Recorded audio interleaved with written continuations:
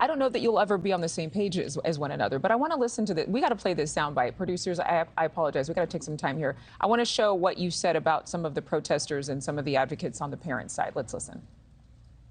The problem is there's a misinformation campaign happening over there that the reason they're not allowed to to pull their kids out is because there's some larger conspiracy to groom the kids into some weird pedophilia ring. It's a horrifying ideology that they're pushing over there.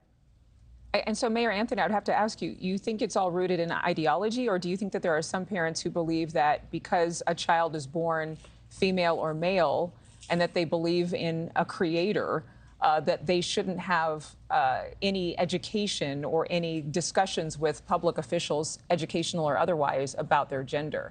Perhaps this is about faith, or this is about morals for that particular family. Right. So there's two competing issues there. One, you have parents who are, deeply religious and have specific things that they believe in, and there's always options for them to pull their kids out of optional assemblies and whatnot. The problem that we're seeing with the protests is that parents who have legitimate grievances are being infiltrated by people who use the kind of rhetoric that I mentioned in the clip. And frankly, your other guest has been using phrases like government conspiracy and statist and all of these key buzzwords that are used by right-wing infiltrating groups such as the Proud Boys, known Trump supporters in the area, people who don't want to have a discussion about this. Because like I said before, we're basically talking about a couple of days worth of notification. That is not a huge hurdle for us to bridge across. But there is a push to use this as a wedge issue to basically remove all LGBTQ representation from the school district at all, to the point where it's erased. Tracy, do you believe that the protest is the root cause of some of the parents and the advocacy groups like yourselves, is the root cause to be homophobic?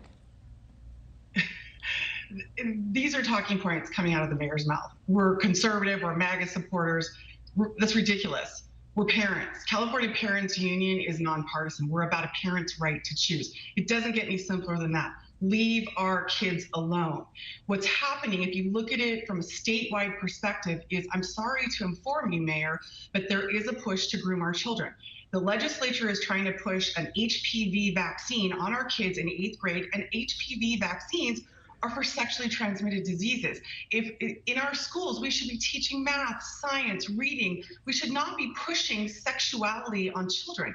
Morality, sexuality belongs in the home. And if a child needs help from the home or for some reason, absolutely, let's come in. But it's not the educator's responsibility.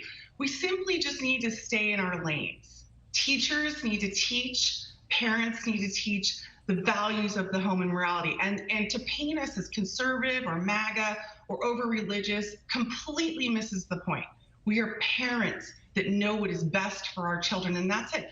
And I'm really sad that the mayor, as a father himself, can't grasp that concept. We are certainly at a different time. We're at a turning point in our country where we are all looking at what it means to have a family and what rights families have.